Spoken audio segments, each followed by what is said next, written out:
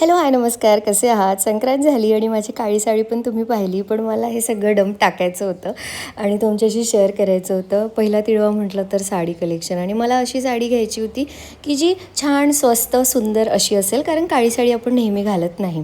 पहिले एका शॉपमध्ये गेली, मला साडी नाही आवडली. मग मी माझी सगळी लग्नाची खरेदी वैशालीमधनं केली. मग तिथे गेली, मला फायनली मग तिथे माझी साडी आवडली. तुम्ही पाहिलीच आहे माझी साडी तिळव्यात. आणि हे काकांचं आणि यांचं दोघांची छान मस्ती सुरू होती आणि तिळव्याला लागणारं जे जे डेकोरेशन होतं ते आम्ही नंदा आणि भावजणी दोघींनी मिळून छान ते सगळं डेकोरेशन केलं. सूप रंगवलं. हे सगळं करताना यांना दिसलं की माझ्या कपाळाला टिकली नाही आहे. मला बोलले तू आत्ताच लावून, मी उठून जाणार नाही, मी या रंगाचीच टिकली लावणार आहे.